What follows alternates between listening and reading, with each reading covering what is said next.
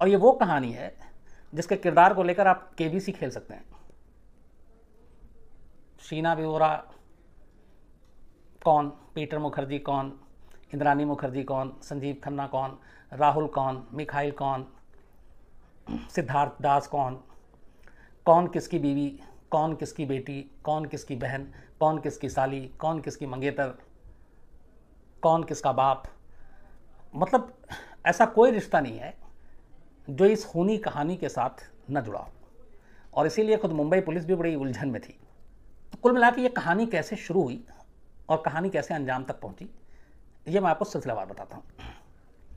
बात जून 2015 की है। राकेश मारिया मुंबई पुलिस के कमिश्नर हुआ करते थे। एक दिन वो दफ्तर में बैठे हुए थे, तभी उनके पास एक गुमनाम फ़ोन आता है। फ़ोन किसी लड़की ने किया। वो लड़की राकेश मारिया से कहती है कि शीना बोरा नाम की एक लड़की पिछले 3 साल से गायब है, वो अपने घर पे नहीं है, ना अपने किसी रिश्तेदारों से ना किसी के संपर्क में है, और उसका मर्डर हो चुका है, और उसका मर्डर किसी और ने नहीं कराया बल्कि खुद उसकी माँ इंद्रानी मुखर्जी ने कराया। आप इसकी जांच कीजिए। ये कहकर वो लड़की फ़ोन काट देती है। राकेश मारिया बहुत ही मुंबई पुलिस के इंटेलिजेंट अफसरों में उनकी गिनती होती है। 26/11 की पूरी जांच उन्होंने की थी। जब 93 ब्लास्ट की जांच हो रही थी तो संजय दत्त से पूछताछ करने का काम भी राकेश मारिया ने किया था। वो जो फिल्म में दिखाया था, एक सवाल के जवाब में एक पुलिस वाला संजय दत्त को थप्पड़ मारता है, वो थप्पड़ दरअसल राकेश मारिया ने संजय दत्त को मारा था। तो राकेश मारिया मुंबई के पुलिस कमिश्नर, उनके पास ये जून 2015 में ये फ़ोन, लड़की का फ़ोन रखने के बाद जब फ़ोन कट जाता है तो राकेश मारिया सोचते हैं कि जो भी लड़की थी, अच्छा वो बताती है कि ये बड़े लोग इसमें शामिल हैं, इंद्रानी मुखर्जी हैं, पीटर मुखर्जी। पीटर मुखर्जी का नाम बहुत बड़ा है, मतलब मीडिया में मीडिया टाइकून कहा जाता है उनको। मैं एक बार मिला था जब वो स्टार न्यूज़ के भी हेड थे, तो स्टार टीवी के वो हेड थे, सीओ वीओ। तो बहुत, जो स्टार टीवी आप लोग देखते हैं, तो मीडिया टाइकून टाइप। तो अब इतने बड़े मीडिया टाइकून उनकी बीवी का नाम ले रहा है कि उसने पीटर मुखर्जी का नाम नहीं लिया था लड़की ने, लेकिन इंद्रानी मुखर्जी का नाम लिया। इंद्रानी मुखर्जी का नाम लेने का मतलब है सीधे सीधे पीटर मुखर्जी के घर तक जाना। तो राकेश मारिया को मालूम था कि ये बहुत बड़ा केस है अगर ऐसा हुआ तो, और बिना सबूत के इंद्रानी मुखर्जी या पीटर मुखर्जी पर हाथ नहीं डाला जा सकता, हंगामा हो जाएगा, बवाल मच जाएगा। तो राकेश मारिया ने कहा कि ठीक है, चलो इस फ़ोन की सच्चाई को टटोलते हैं। तो राकेश मारिया की 26/11 की जांच से ही जुड़े हुए से उनकी एक टीम है, जो राकेश मारिया जहाँ जहाँ जाते हैं उनकी वो इन्वेस्टिगेटिव टीम, ज़्यादातर हर पुलिस अफसर के अपने फेवरेट होते हैं, तो उनकी भी एक फेवरेट टीम थी। तो सबसे पहला काम राकेश मारिया ये करते हैं, उस लड़की ने ये कहा था कि 3 साल पहले वो गायब हुई और 3 साल से नहीं है, और 3 साल से शीना बोरा, उसका मर्डर हो चुका है।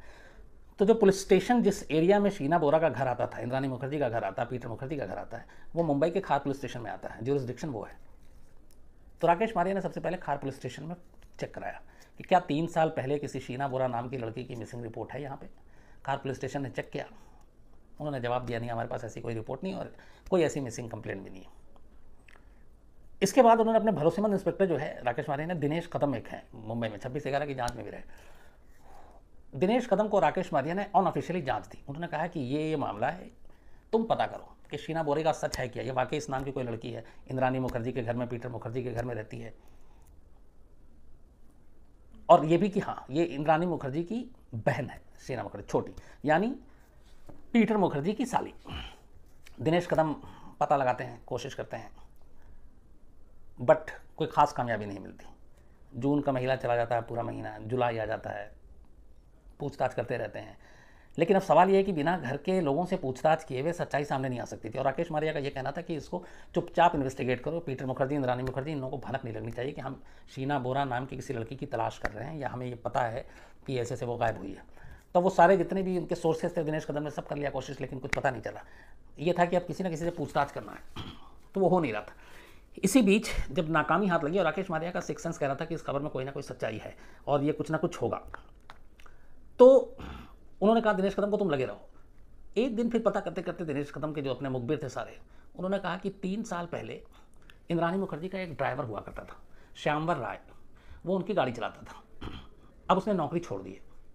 तो दिनेश कदम के लिए ये खबर थोड़ी बड़ी थी। उन्होंने कहा कि श्यामवर राय को अगर पूछताछ करें तो पता चल सकता है कि 3 साल पहले क्या हुआ, क्योंकि वो इंद्रानी की गाड़ी चलाता था तो घर में आता जाता है, सब कुछ जानता होगा। लेकिन अब एक चक्कर ये था कि श्यामवर राय को अगर अरेस्ट कर लेते हैं और वो उस वक्त ये था कि इंद्राणी मुखर्जी मुंबई में नहीं थी, देश के बाहर थी कहीं। तो उनका ये था कि अगर इस श्यामवर राय को हम ड्राइवर को अरेस्ट कर लेते हैं और इंद्राणी मुखर्जी तक ये खबर पहुंच जाती है कि इस ड्राइवर को अरेस्ट कर लिया गया है और खबर सच है, शीना बोरा का मर्डर हो चुका है, तो फिर इंद्राणी मुखर्जी देश वापस नहीं लौटेगी। तो इसलिए फिर राकेश मारिया ने कहा वेट करो, इंद्राणी मुखर्जी को मुंबई लौटने दो। इसके बाद इंद्राणी मुखर्जी अगस्त के दूसरे हफ्ते में मुंबई लौटती हैं, अगस्त 2015। जब वो लौटती हैं, इस दौरान ये लगातार श्यामवर राय के को फॉलो किया जाता है, उसके फ़ोन को टैप करता है, सब कुछ अपना पुलिस करती रहती है। छोटे मोटे उसके कोई क्राइम व्राइम का भी पता चलता है, लेकिन अब ये था कि लास्ट में श्यामवर राय को बिना उठाए हुए सच्चाई तक नहीं पहुंचा जा सकता। तो फिर राकेश मारिया कहते हैं कि ठीक है, श्यामवर राय को उठा के पूछताछ करो। लेकिन अब सवाल ये कि किस बेस पे उठाएं। तो कहा जाता है कि फिर उसको आर्म्स एक्ट के तहत, मतलब उसके पोजीशन से एक कट्टा दिखा दिया गया और उस कट्टे के बिहाफ पे श्यामवर राय को पुलिस उठा लेती है, दिनेश कदम और उनकी टीम। उठाने के बाद उससे पूछताछ करती है, फिर उसे डराया धमकाया भी जाता है कि देखो संजय दत्त भी आर्म्स एक्ट में उठा था और संजय दत्त को लंबी जेल हुई है, तो तुम्हारे बचने का सीन नहीं है, इसलिए तुम जो भी है सच बता दो। इस पूछताछ के दौरान श्यामवर राय जो ड्राइवर था वो टूट जाता है और उसके बाद वो कहानी सुनाता है। कहता है कि हाँ, 3 साल पहले शीना बोरा की लाश को उसने मुंबई से 103 किलोमीटर दूर रायगढ़ एक जगह है, वहाँ के जंगल में जला दिया था और बाकी दफना दिया था। तो अब पुलिस कैसे यकीन करे? उन्होंने कहा कि हो सकता है झूठ बोल रहा है। तो पुलिस की एक टीम फ़ौरन श्यामवर राय को गाड़ी में बैठाती है, गाड़ी में बैठाकर वो उसको रायपुर के उस जंगल में ले आती है, उस जगह पे ले जाती है और उस जगह पे ले जाके जब खुदाई की जाती है तो अंदर से कंकाल निकलता है। चूँकि 3 साल बीत चुका था, 25 अप्रैल 2012 को, ये 24 अप्रैल 2012 को ये मर्डर हुआ था, उसने जो तारीख बताई। तो जब उसकी खुदाई होती है, उसकी निशानदेही पे वहाँ से लाश मिलती है, लेकिन लाश की हालत ऐसी नहीं कि पहचानी जा सके, क्योंकि 3 साल हो गए थे, सिर्फ कंकाल। तो पुलिस खैर उसको समेटती है। फिर वहाँ के रायगढ़ पुलिस से कंफर्म किया जाता है कि ये बताइए कि 3 साल पहले आपको यहाँ कोई लाश मिली थी? रायगढ़ पुलिस कहती है कि हाँ, हमें 3 साल पहले एक अधजली लाश मिली थी। तो उस अधजली लाश के कुछ हिस्से मिले थे, उन हिस्सों को हमने कस्टडी में लिया था, हमने आसपास के थानों में पूछताछ की, कहीं से कोई मिसिंग की कंप्लेंट दर्ज नहीं थी, इसलिए हमने उसका अंतिम संस्कार कर दिया और जो बाकी की बॉडी थी वो इसने दफना दी थी, तो वो हिस्सा मिल गया। तो अब पुलिस जो है उसको ले आती है। अब ये हो गया कि श्यामवर राय ड्राइवर के हिसाब से वो बॉडी भी मिल गई। अब क्या इंद्राणी को पकड़ा जाए? फिर राकेश मारिया को आता है कि नहीं, सिर्फ बॉडी के मिलने से या उस जगह के बताए हुए मिलने से इंद्राणी का इसमें रोल या पीटर मुखर्जी का रोल इस्टेब्लिश नहीं होता है, और सबूत चाहिए। वो अपनी टीम को कहते हैं। अब टीम फिर और खंगालना शुरू करती है। अब टीम क्या करती है कि 24 अप्रैल 2012 का उस दिन, जिस दिन श्यामवर राय के हिसाब से इसका मर्डर हुआ था मुंबई में, मर्डर करने के बाद रायगढ़ के जंगल में लाए थे, शीना बोरा के साथ इंद्राणी मुखर्जी भी उस कार में थी और इंद्राणी मुखर्जी का जो दूसरा पति था संजय खन्ना, वो भी उसमें था। तो पुलिस, और उसका चूँकि बयान था कि मुंबई से रायगढ़ 103 किलोमीटर साथ आए थे, तो पुलिस ने 24 अप्रैल 2012 के तीनों के मोबाइल के कॉल डिटेल्स निकाले। जब कॉल डिटेल्स निकाले तो पता चला कि इन तीनों का कॉल, जो फ़ोन का लोकेशन था वो एक साथ था, शाम से लेकर रात तक। तीनों का लोकेशन मुंबई भी था, तीनों का लोकेशन बांद्रा भी था और तीनों का लोकेशन रायगढ़ भी था। इससे इस्टेब्लिश हो गया कि उस दिन कत्ल होने से लेके लाश को ठिकाने लगाने तक इंद्राणी, श्यामवर राय और संजीव खन्ना, ये लोग एक साथ थे। ये बड़ा सबूत था। ये जैसी सबूत मिला, राकेश मारिया को बताया गया। राकेश मारिया ने फिर कहा अब पुख्ता है, क्योंकि एक तरफ श्यामवर राय का बयान भी आ चुका था। इसके बाद 25 अगस्त 2015 की शाम को, बल्कि रात में करीब 8-9 बजे, पुलिस की टीम बांद्रा में पीटर मुखर्जी के घर पहुंचती है और सीधे इंद्राणी मुखर्जी को गिरफ्तार कर लेती है। गिरफ्तार करके पुलिस, और गिरफ्तारी का जो FIR है उसमें यह है कि शीना बोरा, इंद्राणी मुखर्जी की जो बहन है, उनका कत्ल और किडनैपिंग करने के जुर्म में शीना बोरा की माँ, वो बहन इंद्राणी मुखर्जी, ड्राइवर श्यामवर राय और दूसरा पति संजीव खन्ना, इसको गिरफ्तार किया जाता है। पुलिस ले आती है, मीडिया में खबर आती है रात को सब कुछ। अब चूँकि पीटर मुखर्जी का नाम जुड़ा था तो इसलिए खबर बड़ी हो जाती है। अगले दिन फॉलोअप शुरू होता है। अभी तक सिर्फ इतनी कहानी थी। अब ये चल रहा है कि शीना बोरा ने, कि मतलब इंद्राणी मुखर्जी ने अपनी बहन का कत्ल किया, 24 घंटा बीतता है। 24 घंटा बीतते बीतते अचानक खबर में ट्विस्ट आती है। पता चलता है कि शीना बोरा इंद्राणी मुखर्जी की बहन नहीं है, बल्कि बेटी है। अब ये जैसे ही आता है तो ये सारे लोग चौंक उठते हैं। पीटर मुखर्जी को पकड़ने की कोशिश की जाती है कि भैया आप बताओ कुछ। फिर पीटर मुखर्जी आते हैं। उसके बाद उनका बयान और चौंकाने वाला। कहते हैं कि हमारी जब शादी हुई तो शादी को करीब 12-13 साल हो गए। 12-13 साल से मुझे यही पता है कि इंद्राणी मुखर्जी के का एक भाई है और एक बहन है। बहन का नाम शीना बोरा है, भाई का नाम मिखाइल बोरा है। और वो हमेशा उन दोनों के फ़ोटो भी रखती है और मैं उन दोनों से मिला भी हूँ। आसाम के ये रहने वाले हैं, वहाँ पे घर पे मिला। लेकिन ये बेटी की बात मुझे नहीं मालूम, बेटी कैसे हो सकती है। अब यहाँ से कहानी ट्विस्ट अब आता है कि क्यों मर्डर, क्यों छुपाया, एक बहन को इंद्राणी ने बेटी क्यों बनाया, सारी चीज़ें चलनी शुरू होती हैं। धीरे धीरे अब केस खुलता जाता है। तो अब आगे केस खुले या मर्डर कैसे हुआ, उस पर थोड़ा सा मैं आपको एक इनका बैकग्राउंड बता दूं कि ये रिश्तों की पहेली है क्या। पीटर मुखर्जी की शादी शबनम नाम की एक महिला से हुई थी। उससे उनके दो बेटे हैं, एक राहुल मुखर्जी और एक और दोनों भाई हैं वो। तो इंद्राणी मुखर्जी के साथ दो बेटे पीटर मुखर्जी के, और उनकी पहली शादी थी शबनम से। और ये स्टार इंडिया जो टीवी है, स्टार इंडिया पूरा, उसके ये सीईओ पीटर मुखर्जी, बड़े मीडिया टाइकून। उसी स्टार इंडिया कंपनी में इंद्राणी मुखर्जी बतौर एचआर मैनेजर नौकरी कर रही होती हैं। बतौर एचआर मैनेजर नौकरी करते हुए कई बार आमना सामना होता है। पीटर मुखर्जी और इंद्राणी मुखर्जी में दोस्ती हो जाती है, फिर प्यार हो जाता है और 2002 में दोनों शादी कर लेते हैं। तब पीटर की उम्र 46 साल थी और इंद्राणी मुखर्जी की उम्र 30 साल थी। पीटर की ये दूसरी शादी थी, इंद्राणी की ये तीसरी शादी थी। कायदे से चौथी कहेंगे, लेकिन चौथी इसलिए नहीं की, जो इंद्राणी की ज़िंदगी में सबसे पहला शख्स आया था उससे इंद्राणी मुखर्जी ने शादी नहीं की थी। और उसी के साथ लिव इन रिलेशन में रहते हुए इंद्राणी मुखर्जी के दो बच्चे हुए, एक शीना बोरा और एक मिखाइल बोरा, भाई और बहन। तो अब इधर 2002 में दोनों की शादी हो जाती है। शादी के बाद इंद्राणी मुखर्जी जो मिलाती है शीना को और मिखाइल को, अपना भाई बहन कहकर पीटर से मिलाती है। तो कायदे से जो शीना बोरा इंद्राणी मुखर्जी की जो बेटी थी, पीटर मुखर्जी के सामने वो एक साली के तौर पे सामने आती है। इसके बाद पीटर मुखर्जी मीडिया टाइकून तो थी 2007 में वो 9X चैनल शुरू करते हैं और इस कंपनी में वो खुद चेयरमैन बनते हैं, जबकि इंद्राणी मुखर्जी को INX मीडिया का CEO बना देते हैं। फिर साल 2008 आता है। अब धीरे धीरे एक HR मैनेजर पीटर मुखर्जी की ज़िंदगी में आने के बाद, शादी में आने के बाद तरक्की की मंजिल पे तेज़ी से भाग रही है। 2008 में वॉल स्ट्रीट जर्नल जो है वो इंद्राणी मुखर्जी को वर्ल्ड की top most powerful 50 business women में उसका नाम शामिल करती है, जिसमें से 41वां नंबर था इंद्राणी मुखर्जी का। 50 दुनिया की सबसे जो बिजनेस वुमेन पावरफुल थी उसमें इंद्राणी मुखर्जी 41वें नंबर पे थी। हालांकि INX और इसमें 2009 में इन लोगों ने, हस्बैंड वाइफ ने इस्तीफा दे दिया था, फिर पीटर मुखर्जी स्टार से भी हट गए, बहुत सारी चीज़ें हुई, लेकिन इनके रिश्ते चलते रहे। तो अब यहाँ पे एक चीज़ छुपाई इंद्राणी ने कि शीना बोरा को अपनी बहन बनाकर मिलाया, मिखाइल को भाई बनाकर मिलाया, जबकि दोनों उसके बच्चे थे। अब यहाँ तक सब कहानी ठीक है। इसके बाद क्या होता है कि शीना बोरा आसाम से मुंबई पहुँच जाती और मुंबई की एक CA फर्म में, एक कंपनी में वो नौकरी करने लगती। इंद्राणी के साथ कई बार रिश्ते ठीक ठाक नहीं होते, लड़ाई झगड़ा भी होता है। जाहिर सी बात है, एक बेटी एक बहन बन के दुनिया के सामने जिसका रिश्ता रखा जा रहा, उसे बुरा भी लग रहा होगा। तो अब जो फैमिली ट्री बनती है वो ऐसे बनती है कि पीटर की जो पहली शादी हुई थी उससे दो बेटे थे, राहुल मुखर्जी और रॉबिन मुखर्जी, जो दूसरा बेटा है रॉबिन मुखर्जी। जबकि इंद्राणी को जो सबसे पहले जिस शख्स से रिश्ते थे उससे शीना बोरा पैदा हुई और दूसरा मिखाइल पैदा हुआ, लेकिन उससे शादी नहीं हुई थी लीगली, दोनों लिव इन में थे। इसके बाद इंद्राणी पहली बार आधिकारिक तौर पे शादी करती है और वो त्रिपुरा के रहने वाले एक शख्स है उनसे करती है, बट फिर वो शादी टूट जाती है, उससे कोई औलाद नहीं। फिर वो तीसरी शादी करती है कोलकाता में संजीव खन्ना से।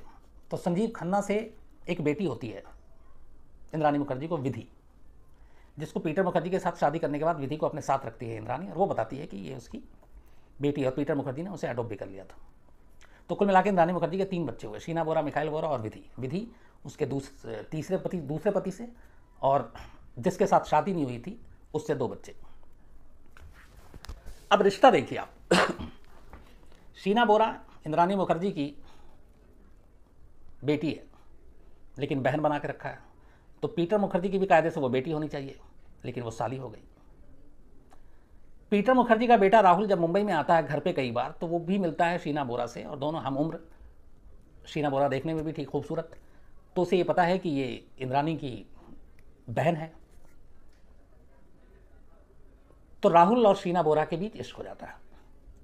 अब कायदे से अगर देखें, हकीकत में ये रिश्ता देखें, तो राहुल और शीना बोरा सौतेले भाई बहन हुए, लेकिन उन दोनों में इश्क हो जाता है, क्योंकि राहुल को नहीं पता कि शीना बोरा इसकी बेटी है ना कि बहन है।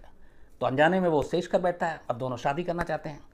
चूँकि इंद्रानी को ये सच्चाई पता है कि शीना बोरा उसकी बेटी है और राहुल के साथ उसका शादी, अगर वो शादी करता है तो ये रिश्ता बिल्कुल भी किसी कीमत पे समाज नहीं अपनाएगा, क्योंकि दोनों तो भाई बहन हैं सौतेले।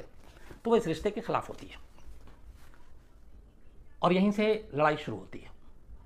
राहुल लेकिन चाहता था कि मैं उससे शादी करूं, उससे करीब आ रहा था। इंद्रानी मुखर्जी लगातार पीटर को भी ऑब्जेक्शन नहीं था कि बहन है कर ले, हाई सोसाइटी में सारी चीज़ें होती है।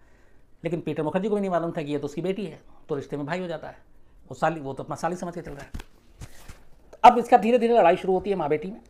फिर ये होता है कि कल को अगर राहुल शादी कर लेता है शीना बोरा से, तो पीटर मुखर्जी की जो जायदाद और तमाम पैसे हैं वो शीना बोरा और राहुल को चला जाएगा और उसके हिस्से में कुछ नहीं रहेगा। तो ये सारी चीज़ें मिलकर इंद्रानी मुखर्जी को परेशान करती हैं और इसी के बाद वो ये तय करती है कि शीना बोरा को रास्ते से हटा दिया जाए। 24 अप्रैल 2012 को अपने भरोसेमंद ड्राइवर श्यामवर राय को भरोसे में लेती है, कहती है ऐसे ऐसे मुझे रास्ते से हटाना है। और जो उसका दूसरा पति था संजीव खन्ना, जो कोलकाता में रहता था, जिसकी बेटी विधि इसके पास रहती थी, वो संजीव खन्ना को भी इस साजिश में शामिल कर लेती है, ये लालच देकर कि अगर शीना बोरा रास्ते से हट जाएगी तो हमारे पास सिर्फ विधि बचेगी, एक बेटी, मेरी सारी वसीयत विधि की होगी और वो विधि की होगी तो तुम्हारी भी होगी। तो संजीव खन्ना इस लालच में कि उसकी बेटी को वसीयत और दौलत मिलेगा, वो वारिस होगी, वो भी इस शीना बोरा का मर्डर करने के लिए इंद्रानी मुखर्जी के साथ आ जाता है। अब शीना बोरा की लड़ाई चल रही थी इंद्रानी मुखर्जी से उस दौरान, इसलिए वो अलग फ्लैट में रहती थी। लेकिन राहुल से उसका लगातार फ़ोन पे बातचीत होती थी। राहुल मुंबई आता था तो मिलता भी था, वो देहरादून में हालांकि रहता था। 24 अप्रैल 2012 को शीना बोरा को इंद्रानी मुखर्जी बुलाती है इस बहाने से कि तुम आओ, हम ये लड़ाई सुलटाते हैं, राहुल के साथ तुम्हारे रिश्ते, तुम्हारी शादी की हम बात कराएंगे और ये सब कुछ ठीक कर देंगे, आ जाओ। तो शीना बोरा उसकी बातों में आकर शाम को बांद्रा के पास नेशनल कॉलेज के, बांद्रा में एक नेशनल कॉलेज है, वहाँ पे बुलाती है। वो आती है। यहाँ कार में इंद्रानी मुखर्जी, उसका दूसरा पति संजीव खन्ना और ड्राइवर जो श्यामवर राय वो गाड़ी चला रहा था। शीना बोरा पहुँचती है बांद्रा के पास, जहाँ पे उसने बुलाया था। गाड़ी में बैठती है। पीने के लिए लोग उसे पानी देते हैं। उस पानी में कुछ बेहोशी की दवा मिली हुई थी बिस्लेरी में। ड्राइवर आगे था, पीछे जो है इंद्रानी बैठी हुई थी। उसके बाद जैसे ही जब शीना बोरा बैठती है और उसको पानी पिला दिया था, वो थोड़ी सी बेहोश हो जाती है। तो गाड़ी उस वक्त मुंबई की सड़कों पे ही चल रही थी। उस वक्त गाड़ी एक जगह पे रुकती है। संजीव खन्ना आगे की सीट से पीछे आता है। अब बीच में शीना बोरा, राइट में इंद्रानी, लेफ्ट में संजीव खन्ना। तो वो जैसे ही बेहोश होती है, उसी बेहोशी की हालत में श्यामवर राय पैर पकड़ता है आगे से एक जगह गाड़ी रोककर, और शीना बोरा और संजीव खन्ना, इंद्रानी मुखर्जी और संजीव खन्ना इसका गला दबा देते हैं बेहोशी की आलम में शीना बोरा का। शीना बोरा की मौत हो जाती है। उसके बाद ये उसकी बॉडी को बीच में ऐसे लेके चलते हैं कि जैसे कार में 3 लोग बैठे हुए हैं। अब शाम का वक्त था, इन्हें लगा कि इस वक्त लाश ठिकाने लगाना मुश्किल है, तो ये गाड़ी को लेकर आते हैं पीटर मुखर्जी के घर में। पीटर मुखर्जी के घर में आने के बाद पार्किंग में गाड़ी पार्क करते हैं और उस गाड़ी में ही वैसे ही उसकी, चूँकि घर बहुत प्राइवेट था, कोई आ नहीं सकता था, बॉडी कार के अंदर ही छोड़ देते हैं। फिर इंतज़ार करते हैं रात का। उसके बाद फिर से ये तीनों बैठते हैं, संजीव खन्ना, इंद्रानी और वो, और उसी तरीके से पीछे की 3 सीट पे बीच में शीना बोरा की लाश है। लेकिन लाश ऐसे है कि जैसे वो साथ में बैठी हुई है, बाकायदा कंधे पे हाथ रख के इंद्रानी उसके, और कभी संजीव खन्ना, और वो गाड़ी चलती है 103 किलोमीटर दूर रायगढ़ के जंगल में। ये उसके बाद जब घर आते हैं तो ब्रीफ केस भी ले लेते हैं, पेट्रोल लेते हैं। फिर ले जाने के बाद रायगढ़ के एक सुनसान जंगल में गाड़ी रोकी जाती है। वहाँ पर लाश को आग लगाई जाती है। लाश जल जाती है तो उसके बाकी हिस्से जो है एक बैग में डाल के फिर वो वहीं पर दफन कर देते हैं और कुछ हिस्सा ऊपर रह जाता है। अंधेरे की वजह से वो देख नहीं पाते हैं। फिर ये लोग वापस आते हैं। वापस आने के बाद अगले दिन संजीव खन्ना कोलकाता चला जाता है, श्यामवर राय अपने घर चला जाता है, इंद्रानी अलग। उसका ये मामला ख़त्म हो जाता है। अब क्या होता है कि ये 24 अप्रैल को हुआ, उसके बाद अब राहुल लगातार बात करता रहता था। तो 1-2 दिन के बाद राहुल लगातार फ़ोन कर रहा था शीना बोरा का। शीना बोरा का फ़ोन बंद नहीं मिल रहा है, तो वो परेशान हो जाता है। तो इंद्रानी मुखर्जी से पूछता है कहाँ है शीना, तो वो कहती है कि वो तो US चली गई है। तो पहली बार राहुल का दिमाग खनकता है। राहुल मतलब पीटर मुखर्जी का बेटा जो देहरादून में रहता है, कि ये कैसे पॉसिबल है कि वो US चले जाएगी, उसका पासपोर्ट तो मेरे पास है और वो पासपोर्ट देहरादून में है। तो ये बात वो बता देता है। तो कहती है हो सकता है उसके पास 2 पासपोर्ट हो, तो उसे भी लगता है, लेकिन उसे फिर भी कुछ डाउट होता है। तो वो खार पुलिस स्टेशन ही पहुँचता है 2012 में, और वो भी अप्रैल के महीने में। उसके शीना बोरा की मौत के सिर्फ 2-3 दिन बाद अगर उस वक्त पुलिस ईमानदारी से इन्वेस्टिगेशन कर लेती राहुल की बात पे तो शायद 3 साल वेट ना करना पड़ता, 1 हफ्ते में ये केस खुल जाता। खार पुलिस स्टेशन में जब जाते हैं, खार में रिपोर्ट लिखाती है, तो खार पुलिस स्टेशन वाले कहते हैं कि इधर उधर कहीं हो गया, होगा तो हम पता करके बता देंगे। वो दोबारा जाता है रिपोर्ट लिखाने के लिए फिर खार पुलिस स्टेशन में। तो खार पुलिस स्टेशन वाले फिर फ़ोन करते हैं, इंद्रानी से ही पूछताछ करते हैं, तो इंद्रानी कह देती है कि नहीं नहीं वो तो यूएस चली गई है। तो फिर पुलिस वाले कहते हैं तुम परेशान खामखा रहे हो, तो वो यूएस चली गई। उसके बाद तब भी उसको डाउट नहीं, मतलब शक हो रहा होता, लेकिन तभी इंद्रानी का जो मोबाइल बंद था वो अचानक एक दिन ऑन होता है और उससे मैसेज आता है राहुल के पास, और उसमें ये होता है कि मैं हमेशा के लिए यूएस जा रही हूँ और हमारा तुम्हारा अब रिश्ता खत्म, मुझे मेरे बारे में जानने या मुझे वो करने की कोशिश मत करना। तो जब राहुल ये व्हाट्सअप पढ़ता है या मैसेज पढ़ता है तब उसे पहली बार यकीन होता है कि ठीक है, पर उसे लगता है कि ऐसा क्या हुआ कि वो चली गई। लेकिन फिर उसका मैसेज था। मैसेज के साथ साथ जिस कंपनी में शीना बोरा काम करती थी उस कंपनी के उसका जो मेल आईडी था, उस मेल आईडी से उसके रेजिग्नेशन का मेल उसकी कंपनी को जाता है कि due to some personal reason I am resigning और मैं जा रही हूँ। तो अब वो मेल भी था। तब ये 2 सबूत ऐसे थे जिससे ये था कि नहीं वो ठीक है, ज़िंदा है और यूएस चली गई है, रिज़ाइन भी कर दिया है। तो फिर राहुल भी खामोश हो जाता है और ये पूरी कहानी सन्नाटे में चली जाती है। 2012 गुजर जाता है, 13 गुजर जाता है, 14 गुजर जाता है। इस दौरान ये पीटर मुखर्जी ये तमाम अपने दुनिया में मगन मस्त। धीरे धीरे राहुल भी शीना को भूल गया। 3 साल गुजर गए। 3 साल के बाद जो मैंने आपसे शुरू में कहा था कि जून के महीने में 2015 में एक गुमनाम फ़ोन आता है मुंबई पुलिस कमिश्नर राकेश मारिया को, जिसमें लड़की कहती है कि शीना बोरा का मर्डर हो गया 3 साल पहले और मर्डर करने वाली उसकी अपनी बहन है, उसे भी रिश्ता बहन का था, आप जांच कीजिए। और राकेश मारिया का माथा ठनकता है। उसके बाद वो केस की तफ्तीश करते हैं और आखिर में ये पूरी कहानी सामने आती है। तो एक बिजनेस टाइकून, उसकी एक बीवी, उसकी अपनी सगी बेटी, जिसे दुनिया के सामने उसने 10 साल तक अपनी बहन बनाकर पेश किया, पीटर मुखर्जी को भी नहीं मालूम, वो उसे साली मानता रहा। पीटर मुखर्जी के बेटे को नहीं मालूम, वो उस रिश्ते के हिसाब से उससे इश्क करने लगा। और ये सारी चीज़ें होती गईं और फिर दौलत, जायदाद, ये सब एक मौत की वजह बनी। अब इसके बाद जब इंद्रानी मुखर्जी की ज़िंदगी में पुलिस ने झांकने की कोशिश की तो वहाँ से भी कहानी आई कि असम की रहने वाली एक बेहद मामूली परिवार की इंद्रानी मुखर्जी, पड़ोस में रहने वाले एक शख्स से इश्क हो जाता है। उसके साथ वो 3 साल तक रहती है लिव इन रिलेशन में। उससे 2 बच्चे होते हैं, शीना और मिखाइल। पर वो 3 साल के बाद उन्हें छोड़ देती है, जिसके साथ लिव इन रिलेशन था, शादी नहीं हुई थी, इसलिए कि इंद्रानी मुखर्जी बहुत महत्वाकांक्षी थी। उसे स्टेटस चाहिए था, पैसे चाहिए थे, और उसके पास स्टेटस नहीं था, वो एक मिडिल क्लास आदमी था। तो उसे छोड़कर और अपने दोनों बच्चों को अपने माँ बाप के पास छोड़कर असम में ही इंद्रानी अपनी मंजिल तक पहुंचने के लिए, कामयाबी की ऊंचाई तक जाने के लिए कोलकाता पहुंच जाती है। कोलकाता में वो कुछ नौकरी की तलाश करती है जहां उसकी मुलाकात संजीव खन्ना से होती है। लेकिन कोलकाता जाने से पहले एक बार फिर उसकी एक सिद्धार्थ दास थे जिनसे उसके साथ शादी होती है, बट वो शादी भी ज़्यादा दिन नहीं चलती, वो शादी टूट जाती है, उससे कोई बच्चा नहीं था। उसके बाद वो कोलकाता आती है। कोलकाता में संजीव खन्ना टकराता है। संजीव खन्ना के साथ उसकी तीसरी शादी होती है, उससे एक बेटी विधि पैदा होती है।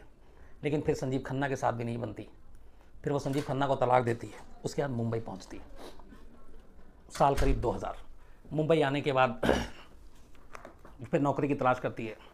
स्टार टीवी में उसे HR मैनेजर की नौकरी मिलती है और वहीं उसकी दुनिया में पीटर मुखर्जी कदम रखते हैं। दोनों की मुलाकात होती है, इश्क होता है, शादी होती है, और उसके बाद आखिरी अंजाम कत्ल से होता है। तो पुलिस ये सारी कहानी सुनने के बाद इंद्रानी मुखर्जी, श्यामवर राय, संजीव खन्ना, इन तीनों को अरेस्ट कर लेती है। उसके बाद इनकी कस्टडी चलती रहती है। जब पूछताछ होती रहती है तब फिर कुछ चीज़ें ऐसी सामने आती हैं। और जब पूछताछ खार पुलिस स्टेशन में चल रही थी तो हम लोग वहीं थे लगातार। पीटर मुखर्जी हम लोगों के सामने कई बार आए गए, पर तब कुछ नहीं हुआ। बाद में फिर कुछ ऐसे पुख्ता सबूत मिलते हैं जिससे लग रहा था कि पीटर मुखर्जी को गिरफ्तार किया जाएगा, लेकिन मुंबई पुलिस गिरफ्तार नहीं करती। राकेश मारिया कमिश्नर थे, इस केस के शुरू से जुड़े हुए थे, लेकिन उनका कहना था कि कोई सॉलिड प्रूफ नहीं है। फिर बहुत सारी चीज़ इन्वेस्टिगेशन पे उंगलियां उठती हैं, क्योंकि मामला हाई प्रोफाइल था। इसमें फिर मनी लॉन्ड्रिंग और बाकी चीज़ों की भी चीज़ें आ जाती हैं। तो ये केस CBI को ट्रांसफ़र कर दिया जाता है। अब CBI जैसे ही केस को लेती है और उसके बाद इसकी जांच करती है, तो उसे लगता है कि इस पूरे मामले में पीटर मुखर्जी भी शामिल है। पीटर मुखर्जी को पता था कि यह कत्ल हुआ है, पीटर मुखर्जी को पता था कि इसकी साजिश रची गई और पीटर मुखर्जी ने इस चीज़ को छुपाया। इसके बाद सीबीआई पीटर मुखर्जी को गिरफ्तार कर लेती है और उन पे भी वही सारे चार्जेस लगती है जो इंद्रानी मुखर्जी पे थी। तो शीना बोरा मर्डर केस में इंद्रानी मुखर्जी, श्यामवर राय ड्राइवर, दूसरा पति संजीव खन्ना, तीसरे पति पीटर मुखर्जी, ये सारे अरेस्ट। मुकदमा अभी चल रहा है, सेशन कोर्ट का भी फैसला नहीं आया। बीच में कई बार इंद्रानी मुखर्जी के बीमार होने की खबर आई। एक बार ये भी आई कि अंदर उन्होंने ड्रग्स के ओवरडोज ले लिया है। एक दो बार ये भी आया कि उन्होंने इल्ज़ाम लगा कि उन्हें मारने की साजिश रची जा रही है। लेकिन ये सारी चीज़ें अब ये है कि जिस जायदाद, जिस प्रॉपर्टी, जिस राहुल और शीना बोरा के रिश्ते को लेकर साजिश रची गई, उसका हश्र अंजाम ये है कि अब खुद इंद्रानी मुखर्जी जेल में है, पीटर मुखर्जी जेल में है। जो पूरी प्रॉपर्टी और संपत्ति है, अब जाहिर सी बात है पीटर मुखर्जी की जो पहली पत्नी है शबनम और उनके 2 बच्चे जो हैं राहुल और दूसरा रॉबिन, अब ये दोनों के पास होगा। तो जायदाद की लालच ने जायदाद से न सिर्फ दूर किया इंद्रानी मुखर्जी को बल्कि जेल पहुंचा दिया और अपनी ही बेटी का कातिल बना दिया। एक माँ अपनी बेटी की कातिल बन गई।